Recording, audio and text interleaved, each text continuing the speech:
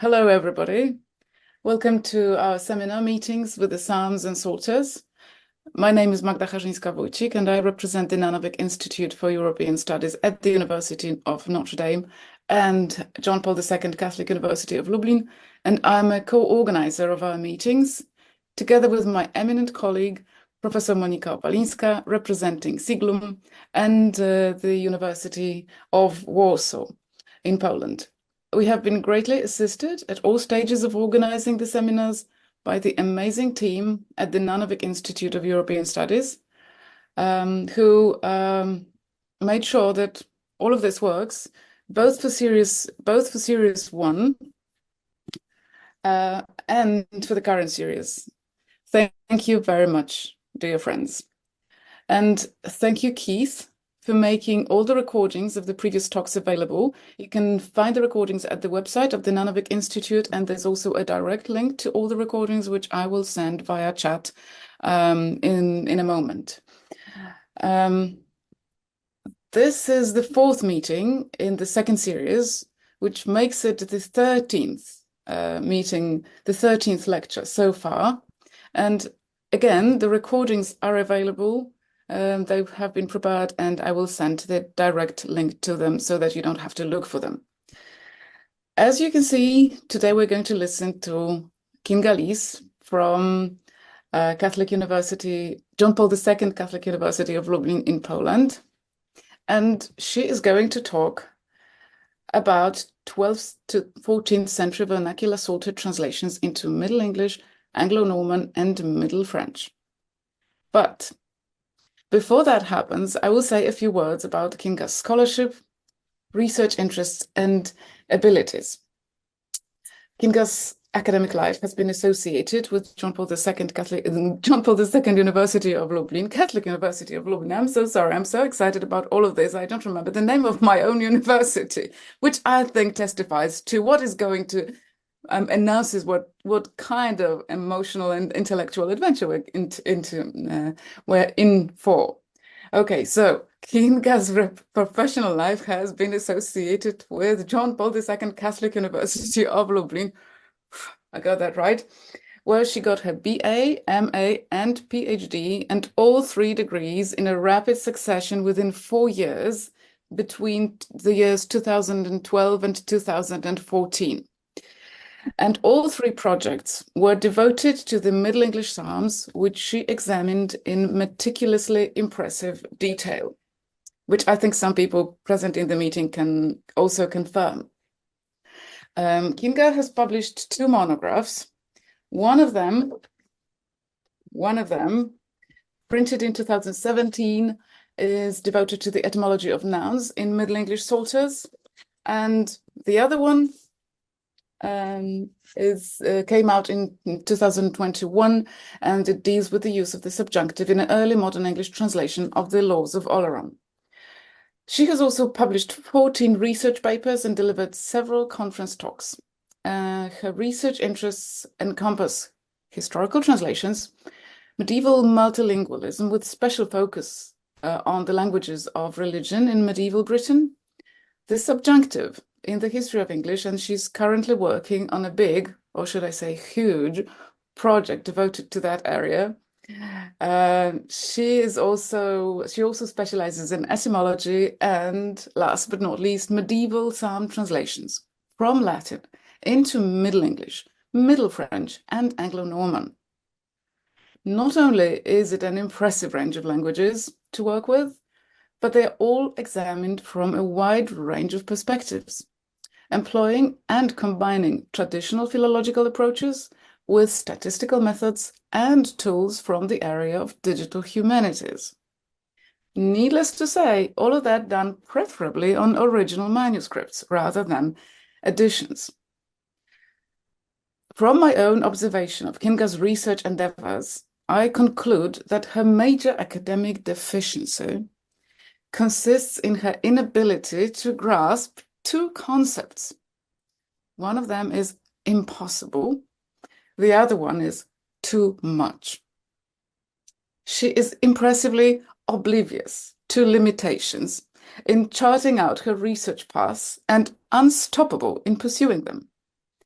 The breadth of her academic expertise and her diligence are inspiring, both for her students, many of whom I can see here today, and her colleagues, among whom I feel privileged to count myself.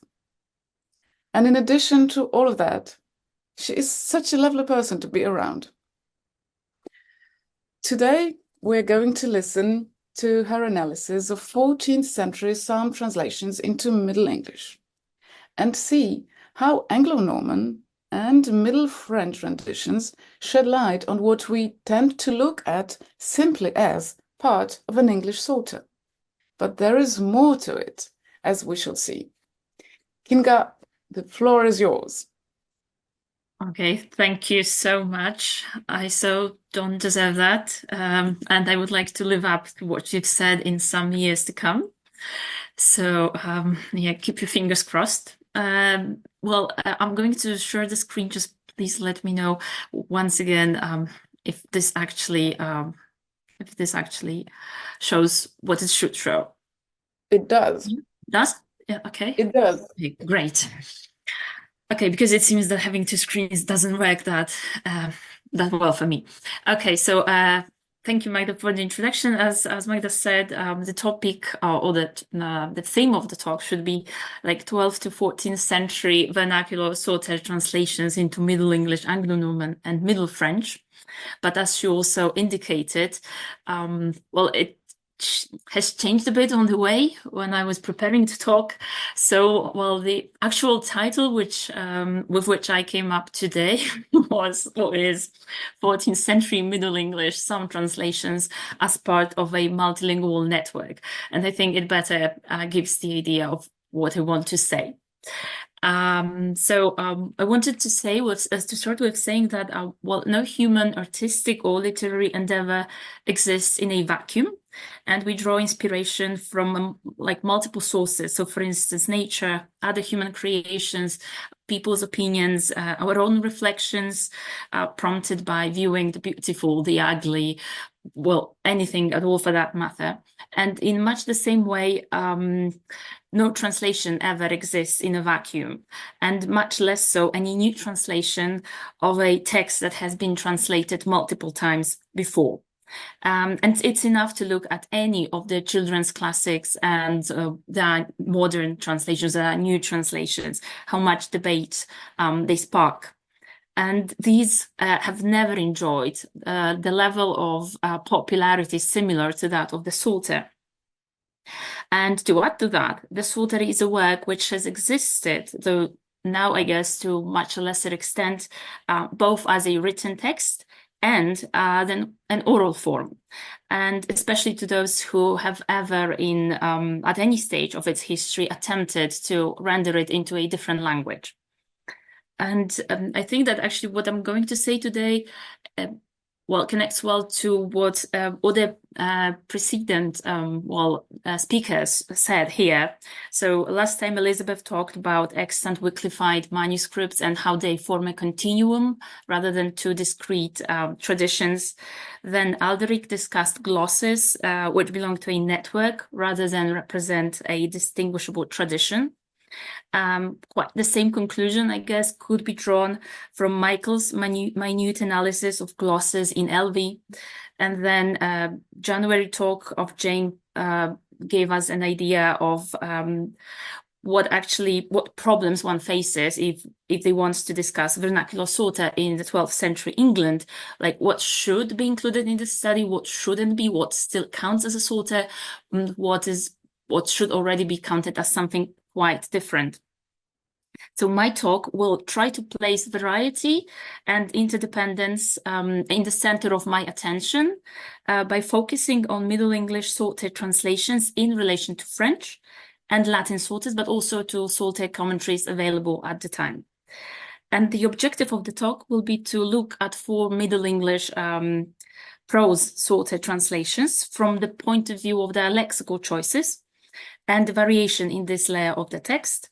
And I will do that from 3 different angles. So the first one will be mathematical analysis of how closely the texts are related. Then the second one will be looking at the etymology of different lexical choices.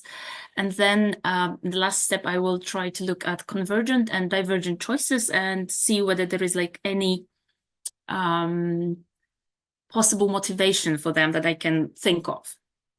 And I will try to determine what all of this tells us about the translations under analysis. So now, before I actually present you with a structure of this talk, there are two remarks I still need to make. So the first one concerns French. Whenever in this talk I use the term French, I do it in this very generic sense, not wanting to distinguish at all times between different dialects, varieties, or stages of development in this language. So like French is a simplification for me here, but to do justice to how, let's say, complex the issue might be, I just wanted to say that the majority of my texts are actually in Anglo-Norman. That is a variety of French used in England after the Norman conquest. And well, some people use Anglo-French in this context. Others would place a caesura, like in the 13th century, between Anglo-Norman and Anglo-French. There is also the term the French of England. One can also come up with insular French to actually refer to the same variety. And then when we use the term insular French, I guess this would be easy to juxtapose it or to oppose it to continental French. And this is like the second group of my texts. Some of them are actually in continental French. But both Anglo-Norman and continental French would stem from Old French. So like the parent language, let's say.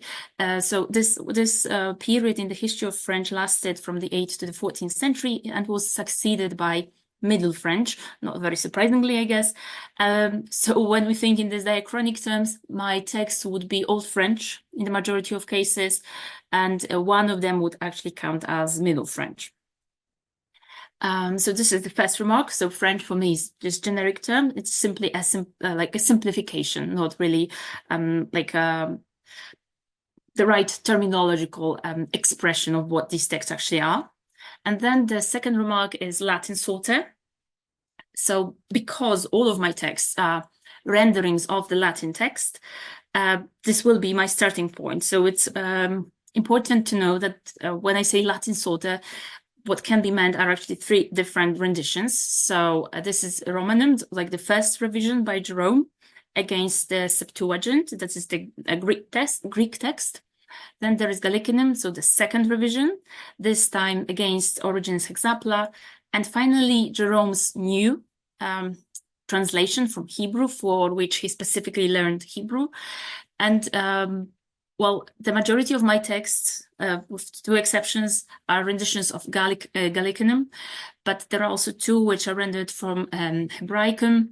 Well, Romanum is not really used as a source text here, but because I want to trace divergences in my lexical choices, I figured that perhaps in some cases this text might have been alive in some of the translators' minds, or perhaps it was simply somewhere in the the tradition, so they might have referred to it or have been inspired by it, which is why I also included it in my study. So now to the structure. The structure is the following. The first stage, let's say, is going to be stating the objective and providing information about the scope of my work. Then I will present my texts. And finally, the analysis, because it consists of three parts with very different methodologies. I will discuss each methodology before the analysis in question. The first is this mathematical analysis of the text to try to say how related they are. Then the etymology, this time limited, so not all lexical items would come to play a part here. These would be only nouns and verbs. And finally, convergent and divergent choices in these among these nouns and verbs, and tracing the potential motivation for their use, let's say. And finally, I will try to draw some conclusions, but they are going to be very tentative, as you will see. So, objective and scope. So my objective is to compare 4 Middle English translations in terms of their relatedness, etymological makeup, and convergences, divergences. Looking for the potential sources. The sources might vary, so it could be like the Latin underlying text or some other Latin Psalter. This could be French texts. At least this is what what my hypothesis is. This could be some Psalter commentaries, but it could also be language change. So like the possibility of using some new words which haven't existed or hadn't existed before. And then it's also possible that, and it happens quite a lot, that I cannot think of a reason for a change. So there is this another, let's say, group of items which I'm going to give you as well. Okay, then the scope. So the scope is, well, unfortunately quite limited. So these are only 3 fragments. Now I decided to work on Psalms 58, 68, and 88. For 68 and 88 only fragments, as you can see, so 6 verses and 13 verses.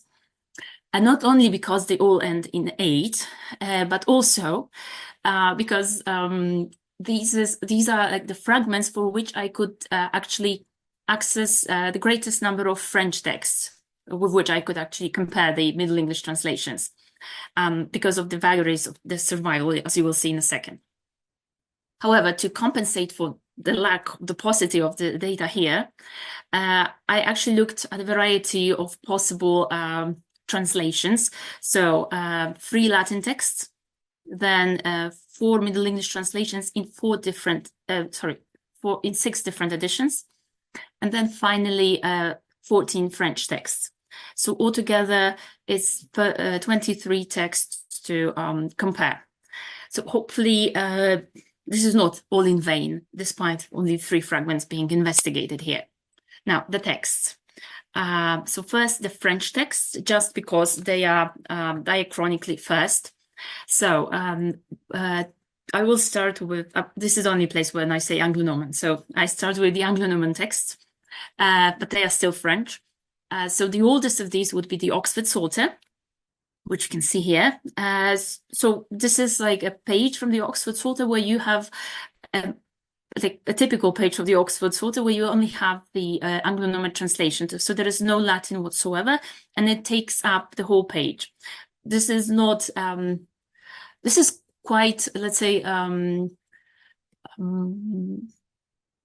something quite spectacular to be given only the vernacular on the page without any reference to Latin. Then we have 4 translations in which the text is presented in such a way that in one column we have like the underlying Latin, and then in the other column there is the rendering. And this particular page comes from the Corby Psalter. And as you can see here, there is some missing text. So this is actually the page at which the French translation or the Anglo-Norman translation starts appearing, because up to Psalm 68, verse 16, it had been removed. So this is where it actually appears or is preserved. So this is one Psalter which actually had to do with why I selected these translations. Then we have another type of mise-en-page, which represented by the Maidstone Psalter. Here, the text also comes in 2 columns, but this time we have alternating lines. That is, first there is Latin, then there is French, and then again Latin, French. Well, different mise-en-page, the text, when it comes to the content, there are still 2 languages. And as you can see, only 3 folios survive. Another reason for the selection of the Psalms here. And then 2 interlinear translations. That is, like the Anglo-Norman text is inserted between the lines of the Latin text. And here there is like the only exception for the French text that I make, because for the Orny Psalter, I do not use the actual manuscript, which I couldn't access. Instead, I use Samarin's edition here. And no picture, because the British Library doesn't work. So unfortunately, I couldn't provide one. Then another group of texts, because, sorry, when you look at these, they are all renditions from Gallicanum. Now these two are rendered from Hebraicum, that is this original translation of Jerome's. And these are quite exceptional because what they present are three different Latin versions of the text. There's all the ones that I mentioned before. And these are supplied with the Anglo-Saxon gloss, so Old English gloss, and Anglo-Norman gloss. And this gloss, the Anglo-Saxon gloss is actually missing in one of the manuscripts, in the Paris Psalter. It's only present in the Edwini Psalter, which you can see on the left, and this comes in the second column from the right. You have like interlinear Old English glossing. Whereas the Anglo-Norman glossing that I'm interested in comes in this right-hand column, and the situation is the same in the picture to the right, where you have the Paris Psalter. And then some continental texts as promised, and I wanted to use them because they represent a very different approach to the Psalter. So this time, apart from having the actual text, we also get commentary.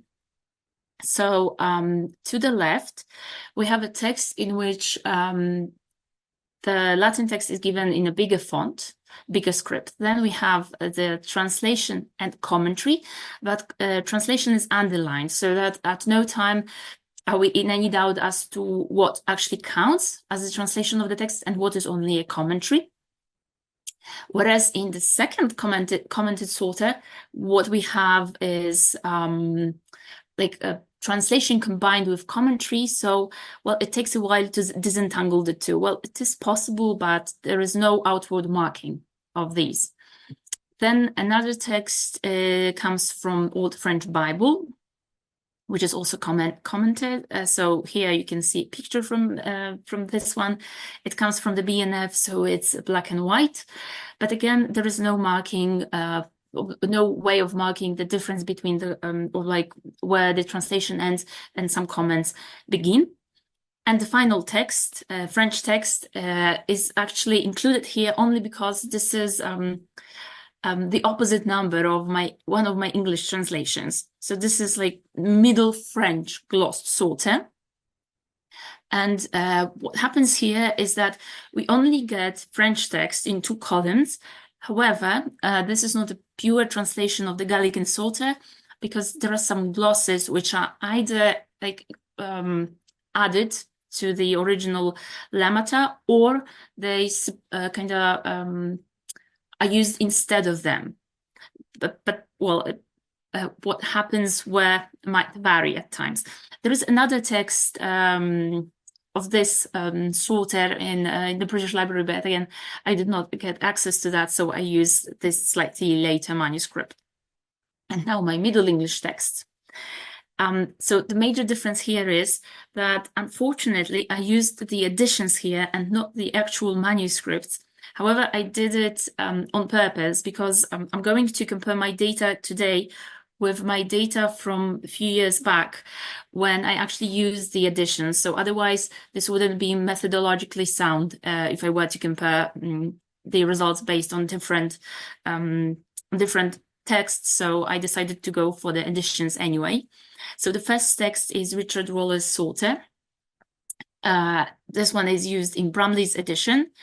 And what happens here is that we have Latin verse followed by pilcrow, and then we have here this underlined Middle English translation, another pilcrow, and then a commentary. This translation is very literal, so some say that it's impossible to read it without this Latin text over it, or I understand it without the commentary. Then another translation is the Middle English glossed prose Psalter, which I will call glossed or English glossed Psalter for short.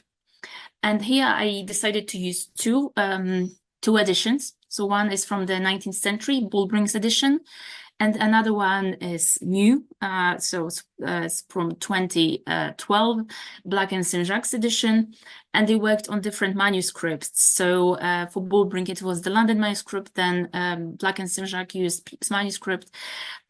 So this is why I wanted to juxtapose the two. This is a page. This one actually comes from a Dublin manuscript, so still a different text. And then the next text, so Wyclified translation, the early version in Bramley's, in Forshall and Mather's edition. This one is a very literal translation.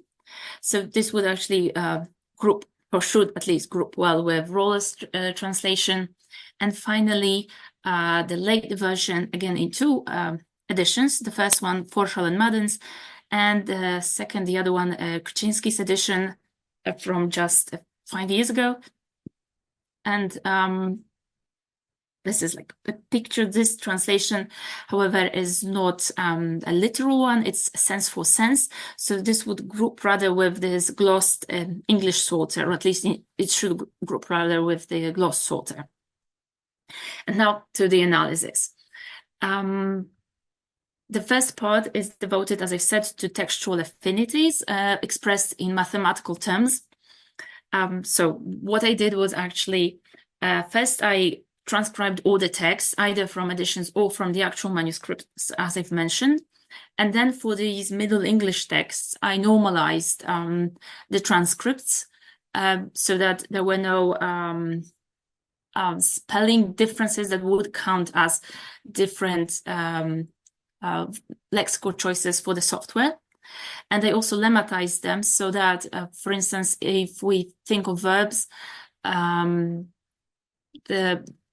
present form would be constant. It wouldn't be like second or third person singular forms, which would be counted as separate words from the first person form, and then one form for the past. The differences for the second or third person would be visible on the pronouns or on the subject, so the information is not lost, it's just not duplicated here. And what I did next was to send the transcripts to Dr. Jerzy Wójcik, who has kindly agreed, as always, to help me out here. And he conducted the analysis himself using cosine similarity measurement. What's important for this measurement is that it only looks at words in this particular case, not word order. And as I've said, this is like a lexical study, so it's actually profitable for me. And it looks at each psalm independently. So I have results, separate results for each fragment I analyzed here.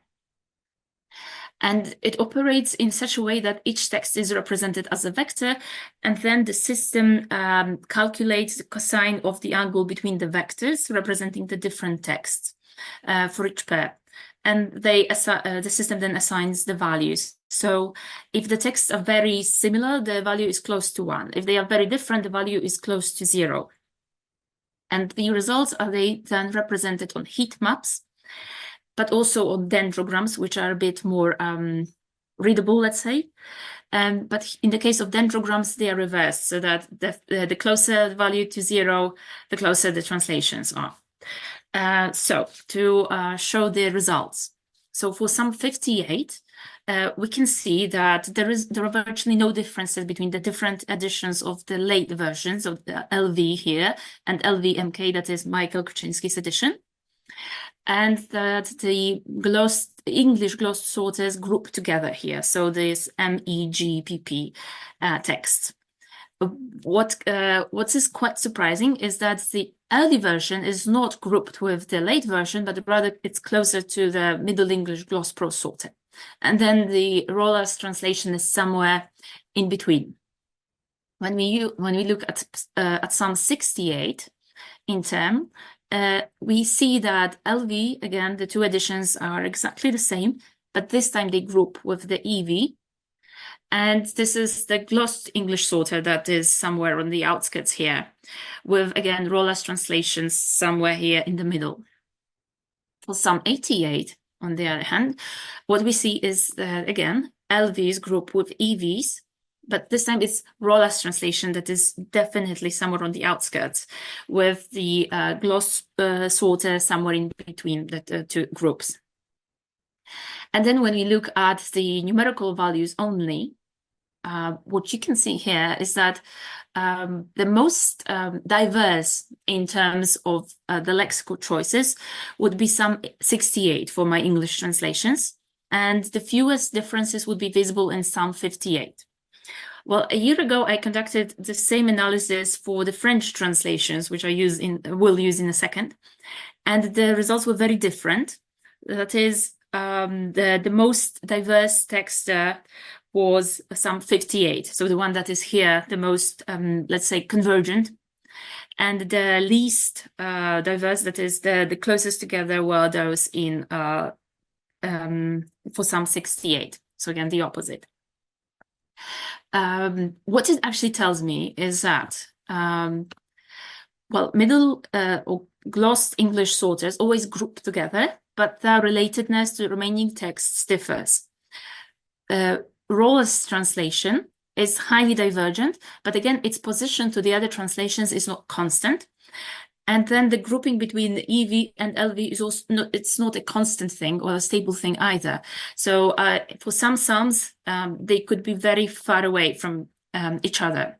So on the whole, it seems that the texts do not represent a pure tradition. Rather, they are a mixture of the different traditions, and they should be approached as self-contained units because they were ones in the past. So we cannot look at the whole translation as a monolith, but rather as an amalgam of individual psalm translations, which seem to have been affected by very different factors.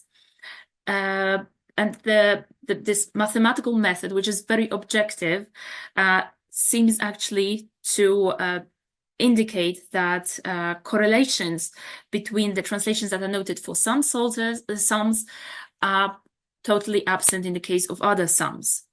And it's worthwhile, I guess, to investigate what are the influences behind these differences or these divergences. So what did the translators use or think of, or perhaps what were the factors that influenced their decisions concerning particular lexical choices? And to start this investigation, I would like to present the data for the etymological composition of these texts. And the methodology this time was that I first took the transcriptions, and starting with the Gallican Psalter, I selected or actually extracted all the nouns used there and all the verbs used there separately, and I listed them. And to this, I added the data from Hebraicum, Romanum, and then 6 Middle English versions and 14 French texts. Well, the decision to list nouns and verbs separately stems from the fact that usually in all the etymological studies, it is claimed that there is a greater ease for the languages to borrow nouns than verbs, because there are like a greater number of factors which need to be accommodated or taken into account when borrowing a verb. So potentially there are more nominal borrowings and they would be easier to employ. And I wanted actually to see whether this is the case here. And then I supplied each of the items I extracted from these texts, Middle English texts, with etymological information from the OED, combined with that from the Middle English Dictionary. And based on this information, I divided my data into those that represent Old English or Middle English origin, that is native items, then Romance items, so borrowings from French and Latin, and Old Norse ones. And then I also wanted to look at 2 different parameters. So occurrences and headwords. What I mean by occurrences is that I count then all instances of a particular word. That is, for instance, if in the translation the word God is used like 20 times, it's going to like add 20 items to the number of native items in my study. Whereas for headwords, I would count it only once. So these are the data for Psalm 58. And what we can see here is that for all the translations, the values for native items are over 70%, with Rollas translation very close to 80%. Then for all the texts, Romance items are or constitute more than 20%, with Rollas translation having only 15% here. Whereas Old Norse vocabulary is hardly hardly present in these translations. 2 items in Rollas text, and then 1 item in glossed Psalter. In Psalm 68, the situation is different because it's 60% of native items, 30% of Romance items, and no Old Norse borrowings in all translations except for Rolla, where we have 71% of native items and 21 of Romance items, and then 1 item of Old Norse borrowings of Old Norse. Then this is the shortest extract that I analyzed. So it might also be that the sample was simply not big enough. And then each item accounts for, as you can see, 7% of the data. So it's not a very good, not the best, let's say, grounds for any claims here. And then Psalm 88. So this is a mixture. So we get 60% in some translations, and in some 80%, almost 80% of native items. Then for Romance vocabulary, again, from 20% to 54%. And then for Norse borrowings, only up to 2%. So barely visible in the translations. So when we add all of this up, what we see is a more, let's say, uniform view. So somewhere in the vicinity of 70% the values for the native items, then between 20-30% for Romance items, and again, Old Norse items barely represented in the sample, except for Rollas translation and 1 manuscript here of the glossed Psalter. Now, I want to compare these data to my previous data for the first 50 Psalms. That is, let's say, more a sample which would give me better grounds for claiming anything. So what we see here is that in my current sample, so the sample for the 3 Psalms, the representation of native items is lower than it is for the first 50 Psalms in these translations, which simply means, I think, that when we have a bigger sample, the number of repetitions of certain English words, like, for instance, God, Lord, I don't know, human, maybe not human, but like enemy, would be higher than enemy wouldn't count here, but would be higher than it is in my sample, smaller sample. And then the Romance vocabulary takes up more space in this smaller sample than it would if I took into account a bigger one. When it comes to headwords, that is if I were to count each word only once, even if it appears 20 times in the text, we can already see that the number of Romance items would increase, or the percentage of the Romance items would increase, and the percentage of native items would decrease, which actually testifies to this tendency that the native items are used repeatedly, whereas borrowings tend to be used once or twice, and then a different item would be used. And then when we look at the verb, one more thing here. So what is also visible here is that the claim that is usually seen in the literature, that the biggest or the most French of the translations, or very French translation of the Psalter, is the glossed Psalter, is not actually borne out here, because these are clearly the Wycliffite translations that would have higher percentage of Romance borrowings. They seem to be in the vanguard of the Romance derived words, as far as their use is concerned. And then the verbs. So what we have here is the data for Psalm 58. And as you can see, for the verbs, the situation is much more diverse. So the native items range from 60% to 76%. and then the Romance items from 20 to 30. And again, roller would be an exception, so it's only 16% there. But what is interesting here is that the percentage of the Norse vocabulary is much higher than it was in the case of nouns. So it seems that like nouns were in a way more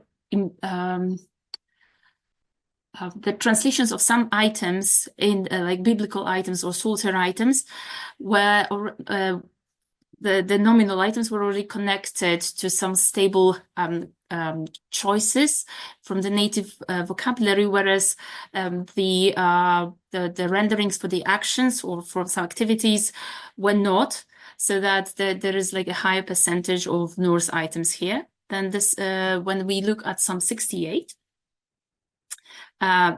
there is a still smaller percentage of native items, only 40% to 69% in rolls and LV. But the percentage of Romance items increases, so it's almost, it's over 50% in one of the gloss Psalters. And the percentage of Norse vocabulary here, it's a bit smaller, but again, this is the smallest sample. Whereas the situation is slightly different when it comes to Psalm 88. So there are the slightly more Norse choices, and the number of, or the percentage of native vocabulary seems to be more or less equal, so around 60% for two translations. But in the case of LV, something very unusual happens, so it's over 80%. And then when we look at the Romance choices, it's only 60% in Roller's translation and in LV, which is very striking. This is a value which is much lower than it is in any other study that I have ever conducted, actually. So something is going on in this particular psalm. And so this is like the more uniform data, because this is like an average for all the translations. And when we look at the diagrams and compare the data for occurrences for verbs and nouns, what we can see here is that when it comes to verbs, they are there are far fewer, or far a smaller percentage of the verbs would come from native resources, and a higher percentage would actually be borrowings from either Romance languages or from Old Norse, which is something that definitely does not really happen in for nouns. And then when we use headwords, or when we look at the headwords, the situation is still very similar.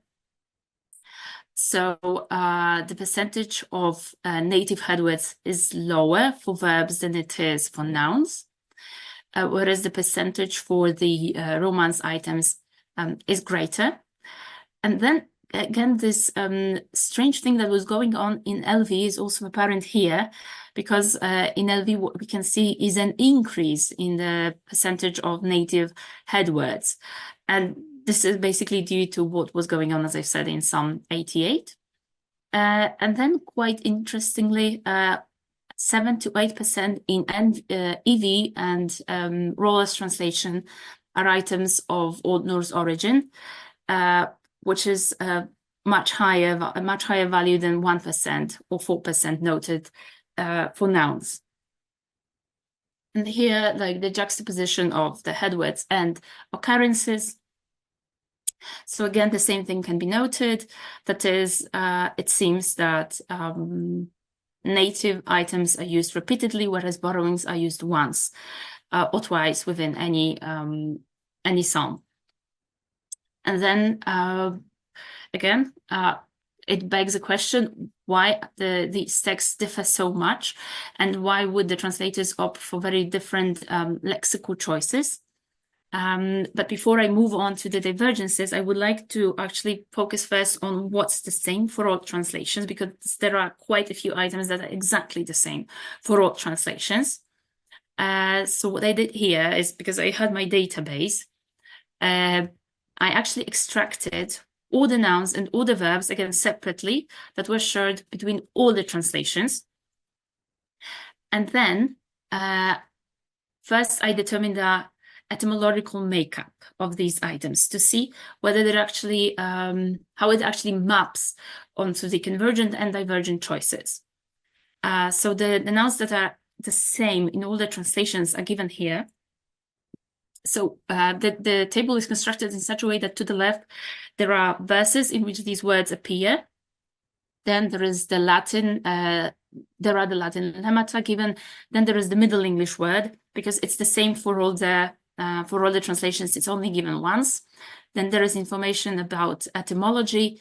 And finally, the French equivalents, which, as you can see, are much more diverse, are actually diverse when viewed in, well, just next to the idiosyncratic, the convergent Middle English items. Okay, and this is a continuation of that. So in total, for these three short fragments, over 55% of all the nouns used in the text are convergent. That is, the translators always opt for the same lexical choices. That is, this happens in 76 cases, and 3/4 of these are native items. Then for Romance items, this is like 25%, so still a big proportion. And then when we look at verbs, so these are the data. So again, like verse, then Latin words, Middle English equivalents, etymology, and French. So altogether, there are 39 such verbs. So 45% of the data analyzed here, and of the verbal data analyzed here. So it's quite interesting to see that the nominal choices seem to be more stable. That is, once they seem to be kind of the default choices for all the translators in the majority of vocabulary, or the majority of lexical choices here. Whereas with verbs, there's a greater diversity, so they seem not to have been so deeply ingrained into the translators' brains, or I don't know. So then, when it comes to the etymological makeup, so it's 77% of native items, 21% of Romance items, and then there's only one item of Old Norse origin here. So it isn't much, but still, it does appear in the case of verbs, whereas for nouns, there were no Norse items that would be the default choice for all the translators. So now the divergences. So as you know, I already took away all the convergences, which only leaves me with the things that differ between the translations. And when I say differ, it also means any type of omission. So if there is something missing in one translation, but this word is rendered in other translations, it's still a divergence for me.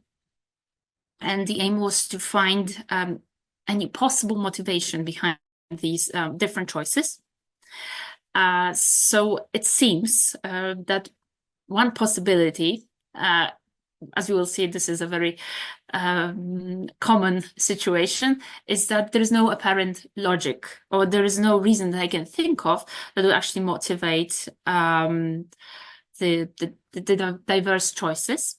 Then the second, let's say, factor would be internal motivation. That is, perhaps there is something going on in the language that would prompt a different choice. That is, a new word was borrowed, or perhaps a new word was coined, or maybe there was a semantic change going on and some new meaning was added to a word. And then there are a bunch of external factors that could have also influenced that. So the first thing would be the underlying Latin text, the most obvious thing, the reinforcement from the source text. But it could also be French text in the case of Middle English gloss prosota. So this is why we have underlying Latin/French text. Then it could be any available French translations, which somehow might have influenced translators' decision. It could also be interpolation from other Latin texts, which they must have known, and then perhaps their knowledge of some commentaries, which actually this influenced the decision to use this and not other item to render some Latin words. And obviously, these are not mutually exclusive categories. That is, we can have words that like fresh borrowings, but at the same time, they are like derived from the items that are used in the Latin underlying text, but also and are also present in some French translations. That these they can be kind of they can be assigned to three different groups here. So now the divergent choices for nouns. So the percentages first when it comes to the origins. So as you can see here, the percentage participation of native nouns here is smaller than it was for the convergent choices. That seems to say that actually something going on in the borrowings, in the area of word formation borrowing might have been at play here, but we'll see. And there is also a higher proportion of Old Norse vocabulary among the divergent nouns, especially when it comes to Rollas translation and to one manuscript of Middle English Gloss Pro Psalter and LV. So the first group of my nouns would be those for which there is no apparent reason for divergence that I can think of or I can find. And this is a group of 19 items here. So this table is also constructed in a similar way. So first the verse, then the Latin Psalter, and then the Middle English translations here. And finally, the French Psalters. And the choices in French Psalters, as you can see, are also quite diversified. So for these, as I said, I cannot account.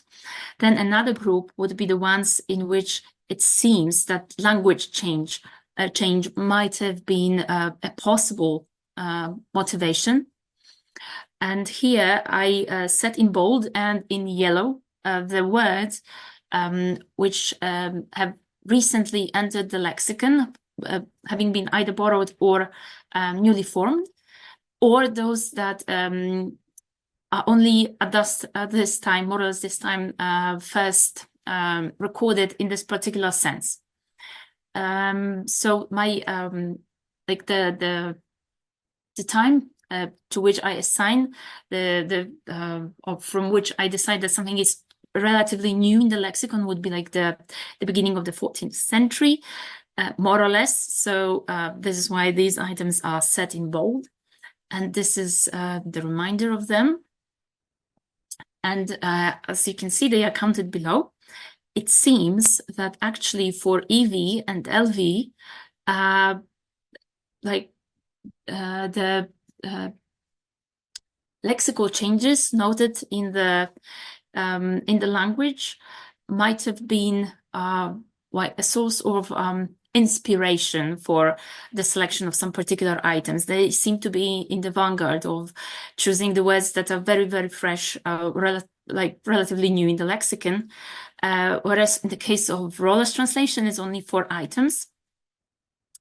And Middle English Gloss Pro Psalter is somewhere in between the two, so it's either 13 or 10 items. And I think that if we also look at these data, it explains to some extent why in the data I presented, the etymological data for the divergent nouns I presented, the percentage of Romance nouns was so high for EV and LV. Then here we have another factor that is external motivation this time, where the underlying Latin text and some extant French text might have prompted the translators to use some items. And the words are always set in bold here, in Latin, in English, and in French, but for my suggestions. And as you can see, there are approximately the same number of such items in EV, LV, and Gloss Psalter. And of course, Roller's translation is very different here. So only 5 items. However, whereas the values for EV, LV, and gloss sorter seem to be the same, what's very different here is that for gloss sorter, the Latin text and the French text that actually prompt the change are the gloss sorters. So the gloss Latin for this particular sorter and the French gloss sorter, and not any other translation. Whereas for EV and LV, these would be actually the Gallican underlying text and some other, usually one of the Oxford tradition French sorters that agrees with that reading, or at times the commented French sorters. Then these, although there are quite a few of these items, actually do not prove anything, except for the fact that there might have been some reinforcement on the part of the original Latin source, be it the gloss Latin or the straightforward Gallican sorter.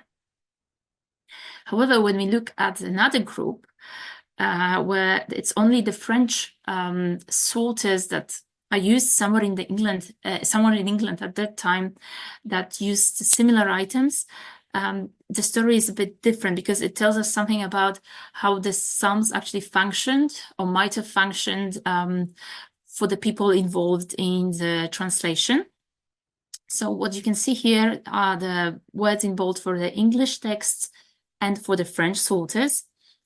And again, this is like the value seems to be relatively stable for EV, LV, and gloss sorter, 7 items. For Roller's translation, only 2 again.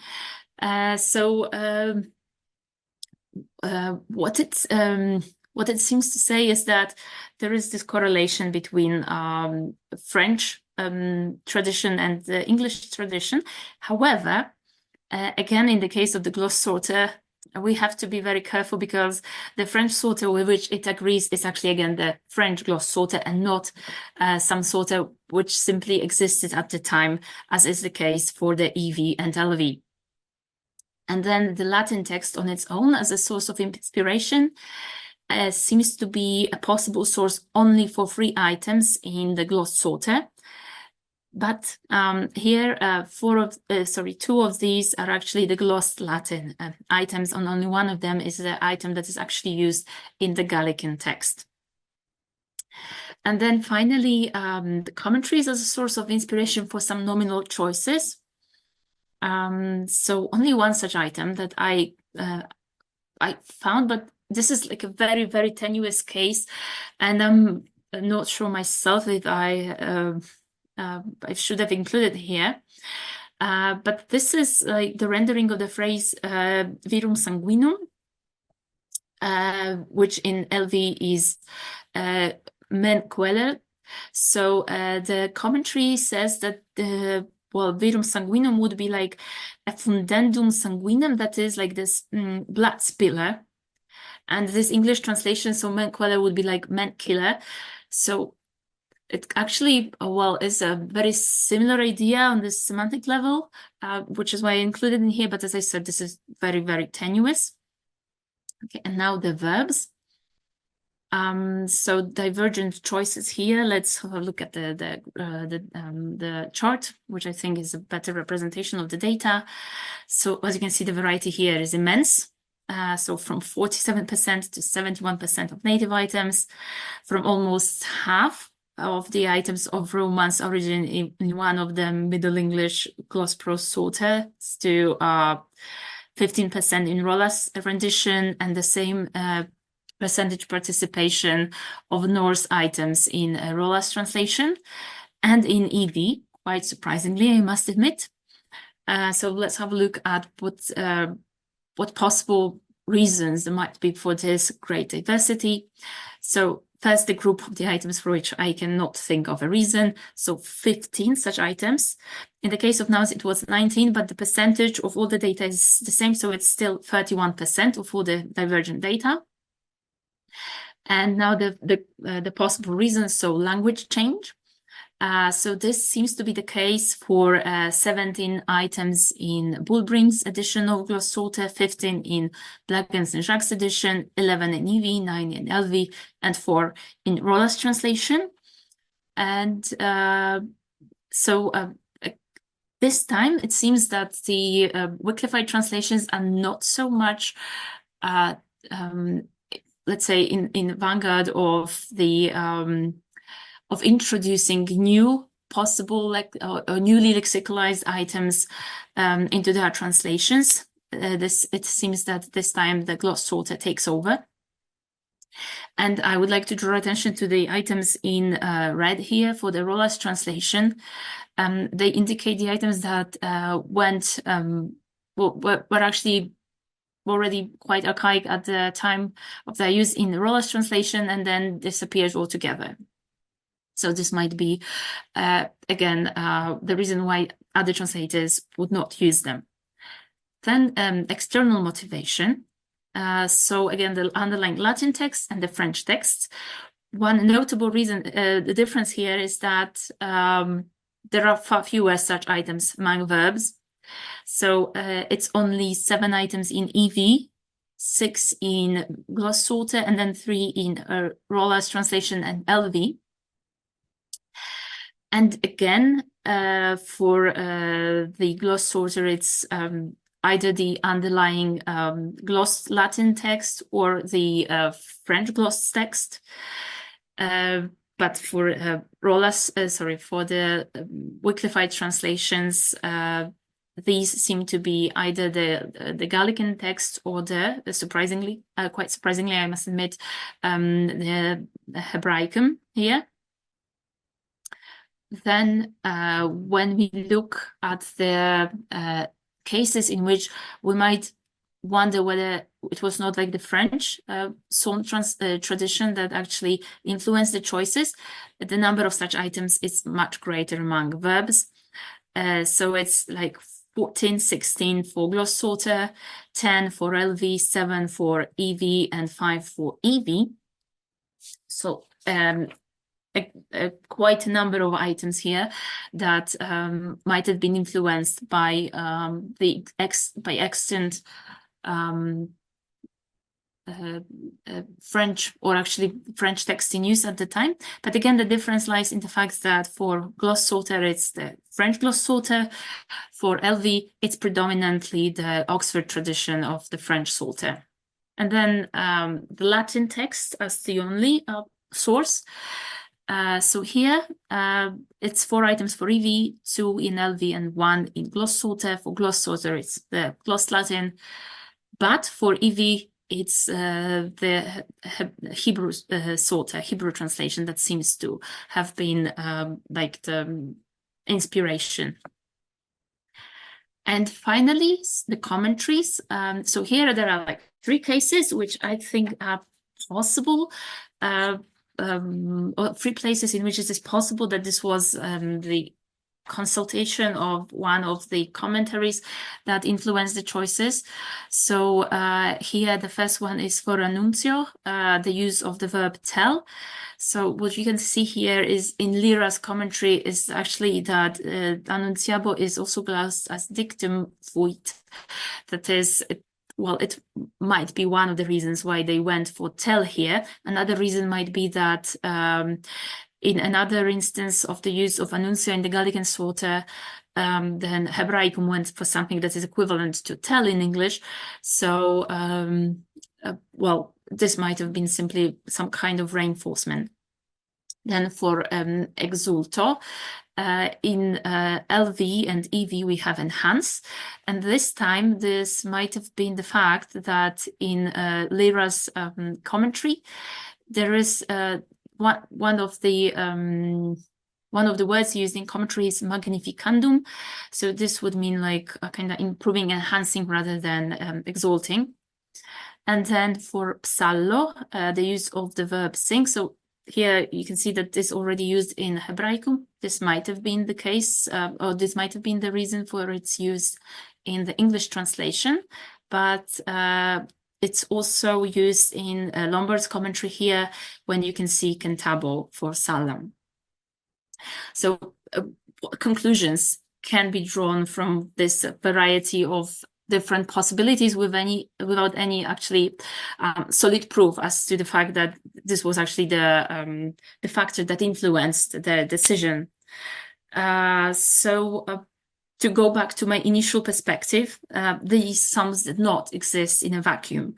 So they were lived and they were uttered every day in a multilingual society of medieval England, where they must have existed both in multiple languages at the same time, even in the mind of a single educated person, but also independently of any linguistic sensibilities. And I say psalms here, not psalters, as clearly both in terms of their affinities in mathematical terms and in terms of the etymological makeups and in terms of the diverse sources that might have influenced them, they differ from some to some. So in this study, I did try to point to some possible sources behind the decisions, while, as I said, it's impossible to prove something beyond any reasonable doubt here. Or it is impossible to analyze all the sources or resources behind some decisions. I think that it is tempting to see these translations as a part of an invisible but very real network, rather than witnesses to one single tradition. And in this network, the sociolinguistic context of the time and the available written and oral resources might have interacted. And in much the same way, some of the decisions made by the translators might have been reinforced by multiple external factors and linguistic factors, as for instance, language change. And to think from the perspective of a translator, it would not be fair to be able to deconstruct the mental processes which brought them to a given decision, as I think most likely they were not aware of them either. So thank you very much. I know this was a bit too long, but this is fortunately the end. So I will try to stop sharing the screen now. Okay. Kinga, thank you so much for your wonderful lecture. It gives me an entirely different perspective on this huge variety of psalms and psalters that we know of. I am not aware of all of them, but you started by presenting this wide network and multiple languages, multiple traditions of translations. And it's a little bit overwhelming for me to look at this or through the numbers themselves. But thank you for showing us how we can move around this variety, this multiplicity of texts and traditions with what seems to be a reliable and solid model. So I'm opening the floor to discussion, thanking you once again for a wonderful talk. And if there are any questions from the audience, then you can signal this either by raising this electronic hand and asking the question yourself, or if for some reasons you prefer to put it on chat, then I will read the question aloud and Kinga will answer. So it's over to you. It's time for questions and discussions. Right now, we have about 20 minutes in this part. So feel free to ask Kinga while she is here with us about anything that intrigued you or anything that you would like her to explain. We have a question via chat from Michael Kuczynski, so let me read it out. Dear Kinga, sorry, I've lost it. That was a superb paper. I have to run to another meeting, but have two questions, which perhaps you can answer at your leisure. First, you mentioned some instances, but not all, in which the Wyclified translators seem to be in the vanguard. Were they reflecting perhaps on literary as well as theological matters? That is, could there have been experimenting with the style? Also, you revive Hargrave's idea that the Wyclifite use of lyra influenced their translation. This has always seemed, in a limited way, accurate to me, although disputed by some scholars. Would a complete survey of all the Psalms yield, in your view, additional examples? Thanks so much to all. Very best, Mike. I don't know, Kinga, if you would like to answer this question now, since from what I understand, Professor Kuczyński left for another meeting, or would you? Yeah, so, well, I can answer the second question definitely. Okay. So, yes, there are many more items which might have been influenced in this way. And I think a lot of them are actually listed in Magda's book, where the influence of the commentaries is actually discussed as well. And so they are all in the appendix, I guess. So, quite a lot of these. And then where they referred it, yeah, I think that this one is a tricky one. I think they might have been experimenting with style in the sense that in the LV this actually was like a sense for sense translation, not a literal translation. So it they might have been like freer in the decisions, I guess, because this was only about like rendering the actual meaning. So it was more about rendering the actual meaning than staying strictly faithful to the literal accuracy. I have no idea if I can say that for EV, but I think this is an intriguing point of view to entertain. Because I always thought that in EV, because this is like a literal translation, they would opt for something that is already well lexicalized in the language, so that this would actually render this term in the exact terms, but in exactly the same way. But I'm not sure. So this is something I really need to research in order to answer. Last time when we listened to Elizabeth, she said that the lexical choices, all the translators' choices in general, in her case, in the case of the text that she has been researching, may have been dictated by an attempt to build a certain tradition, the linguistic tradition, right, to make the foundation for a certain standardized language that would be used as the optimal acceptable version. Would you say that this might be the case as well here? It's too broad a tradition of text, probably, to. Mm-hmm. Well, but I think yes, definitely they had to use something, or they must have wanted to use something that was suitable to the discourse and to the type of text they were translating. So I think that the lexical choices, yes, they might have been a part of a tradition which was slowly building up of something that was considered accurate or suitable in a given context. So I'm not quite well, I'm a person that is usually basing everything on the data, so without actually having a look at the data only, it's difficult for me to answer that. But I think that definitely, like in the attempt to create a new translation, they were also in a way creating a new tradition, but also using all the existing traditions. So the vocabulary they opted for, I guess, must have been perceived as already understandable to everyone and fresh enough, I guess, to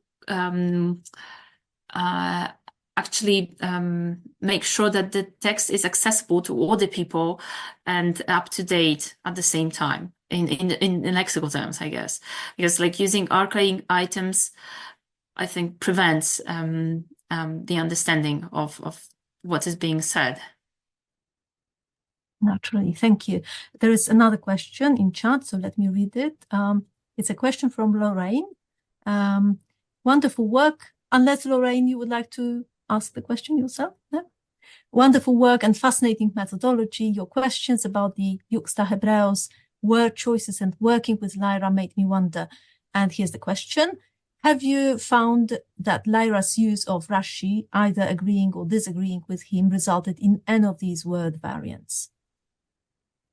Yes, so sorry, but I'm sorry, Rain, they haven't actually looked at it in such a detail that to kind of go back to Rashi's text. But I'm sorry that they haven't paid enough attention to the detail here. But I think this might be a path to pursue in the future.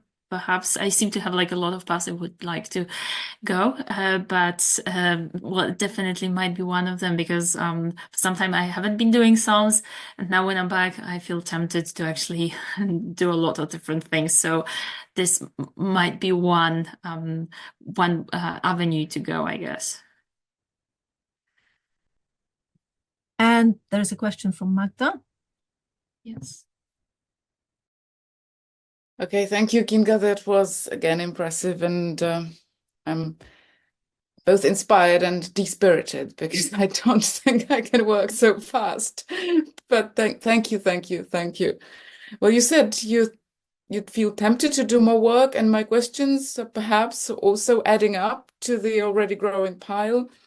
I notice, so I have two questions/comments. Maybe it is a desiderata for what I would like to know, but I kind of do not expect you to be able to answer that offhand unless you can, but maybe you have some general ideas. So one thing is I noticed in your impressive data sets that there are fewer different verbs in late Wycliffe, in the later version of the Wycliffite Bible than there are in the earlier version. And I didn't notice, because I only noticed that when you showed the verbs, I didn't notice if that was also the case for nouns. So that is something that I expect you to be able to actually tell me. So would that mean that part of the revision is de-diversification, using more vocabulary that would be more conducive to understanding, to getting the message across? So that is one question. And my other question is, your data selection was based on what text was shared by these, well, all text is shared by the Middle English translations, but the 14 French texts actually were the basis for your decision on what to examine. And that was a very good choice, I think. And you had a wide range of things to compare the Middle English translations with. But now that you know that French can or cannot be the source, now, do you think that you might verify some of your choices working on a wider range of Middle English texts and looking at those passages, those parts of the French text that are available? Or would you not consider that a valid research path? Thank you. Yes. So the first question, perhaps first. So well, you're right. Actually, I haven't noticed that, but it seems to be the case that both in the case of nouns and verbs, there is a decrease of new items in the case of LV when compared with EV. And well, it's not perhaps very significant decrease, but still it is noted here. Yes, and I think this is something they really need to look at in more detail. And perhaps if I were to use a broader database, this might change slightly, but I'm not sure. Yeah, so it hasn't actually it hasn't occurred to me when I was looking at the data that there is this decrease.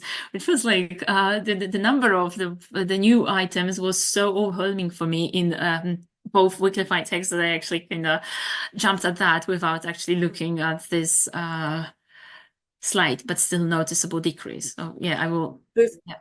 There's also generally not just the new items, but generally fewer different items, which showed in the height of the bars that you showed, which was so interesting to me because I looked at these data before with you and I didn't notice that, and I just think this is very, very interesting, and I wonder if that can be noticed for other grammatical categories as well.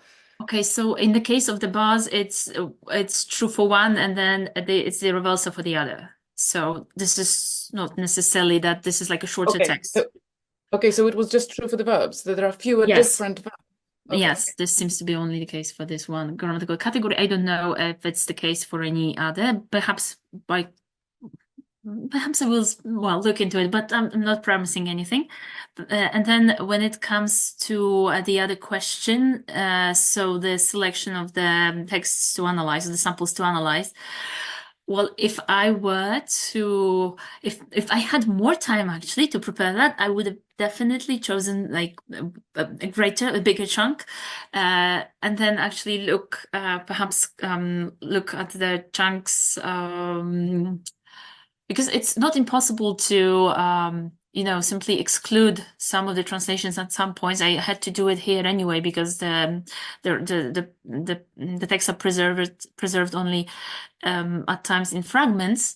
But I think if I had a bigger database, this would definitely influence the results in the sense that there wouldn't be such big discrepancies between the translations, because this would give like a bigger number of words to kind of calculate the differences against, or the divergences against, and this would definitely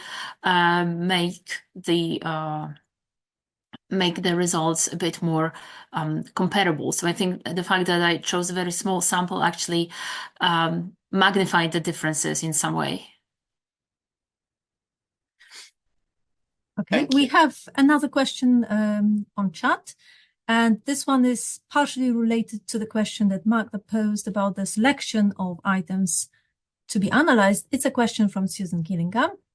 I'm coming, says Sue, at this from the position of a Hebrew scholar, so Jerome's Juxta Hebreos interest me most. I noticed that one of your psalms was Psalm 68, which is notoriously difficult to translate from the Hebrew. The variety of Greek and Latin alternatives illustrate this well. So how much is dependent on the process of translation and transmission of a particular psalm from the original Hebrew onwards? For example, Psalm 110 is another really difficult psalm in Hebrew, and the same might apply. Okay, so I think actually, because well, I honestly had not paid any attention to the fact that this is a difficult psalm in Hebrew, but actually this would correlate very nicely with the fact that this is the most diverse text when it comes to all the lexical choices made by the English translators here. It's it is diverse also in the when it comes to the Latin sorters, but when it comes to English, it's definitely one of the most diverse texts. So the affinities between the texts are much smaller than they are, for instance, for Psalm 58 or 88. The only thing that would go against the fact that this is like the underlying text, the underlying Hebrew that is visible in these divergences, I think would be the fact that if I correct it well, just let me see. No, this is not the case. In French, it's in between, so this it's not as divergent as 58, but it's not as convergent as 88. So it's like in between. But yeah, I haven't analyzed all the texts, obviously. So in English, it definitely could stem from that, I think. Thank you. If I may ask a question, you focus on nouns and verbs on these two categories exclusively on purpose, or is it the model that is best suited to analyzing these categories? Or could, you know, other aspects of translation be also taken into consideration in the sense that they could be fed to the model with the possibility of getting comparable or quite different results, or any plausible, viable results at all? You mean, like, for instance, having a look at adverbs or adjectives as well, or but just you mean like it's only at the level of lexical items or grammatical items. It's not an element of discourse, or for example, grammatical categories, word order, syntax, anything like that? Yes, so these are Sorry, actually... this is a naive question, probably, but No, it's just no, because no, I it's never not. use this kind of, instrumentarium, so I'm quite unaware of the options and possibilities. Okay, and you mean like in this first part or in all the parts of the study? No, I mean, when you try to find some common ground or some Okay. divergences and convergences between different texts, right? Okay. And you focus specifically on nouns and verbs. Yes. Okay. Well, in the material that you presented today, right? So is it possible to feed, other categories also to the model? Yes, so, well, this is actually me being lazy, I guess, and just looking at one specific data set, so like nouns and verbs, instead of having a look at the syntax, for instance, or I don't know, whether it is like indicative or the subjunctive or anything else. So yes, I kind of consciously selected only this one, let's say, I decided to have only one variable, actually, or two variables to deal with, because otherwise I think I would get lost in cataloging on the differences. So but it's definitely possible to compare also the like the word order here, or mood selection, or I don't know, the presence or the selection of prepositions, because after all, rollers would do it a bit differently than other translators. So yes, I could have. And in all the areas where I actually conducted this, like not in any kind of software, but using Excel, and then, just calculating the number of instances of such changes by myself, it's definitely doable. And I think that Jerzy is slowly getting to the point where this could also be something that could be done in mathematical terms, but I think we'll need to wait for him to actually, to present the method to us on the data. But I think this is like the avenue that he's going to pursue, and hopefully he'll help me pursue in the future, so that I can look whether there is something worth pursuing in terms of, like, for instance, word order, and then look at the actual divergences or the points of divergence in the text and see how this is exactly done, or how in which way the divergences go. So yeah. I think it would be interesting to see how, other type of evidence, other type of data compare to, the analysis of individual categories like nouns and verbs, right? Whether Yes. it's something similar or something completely different, right? Whether they are compatible or not. Mm-hmm. Thank you. It's not that I expected, you to present all of it. I'm just asking because I'm curious about the possibilities of using this as an analytical method. Thank you so much. I think for Jerzy, the sky is the limit. So, if you ever want something done by in our software, he's the guy to ask. So, yeah.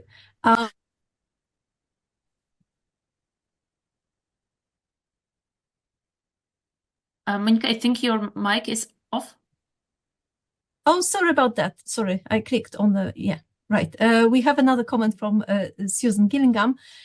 She says that her forthcoming paper will be vast in scope compared to yours, Kinga, but she's interested that you are both looking at similar psalters in some cases, and she will be looking at images in some of the psalters that you referred to, for example, the Corby Psalter or Paris or Erdwin psalters. So we will get a bit of the visual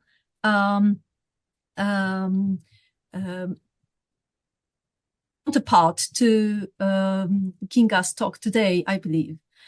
So Sue says that she would therefore be interested in your response to her paper in return, which is something I think we all look forward to hearing next time. We have 1 minute, so perhaps if there are no questions at this point or other comments, I could give the floor to Magda, who will close our meeting and say a few words about the forthcoming event. Magda, over to you. Yes, so once again, thank you very much, Kinga, and thank you all for taking part in the discussion. And next month, we invite you all cordially to Susan Gillingham's lecture entitled Visual Arts and the Book of Psalms. And I think we already started this conversation. So we won't be able to wait for the next month to continue that. And meanwhile, thank you very much and have a great time and see you next month. Thank you.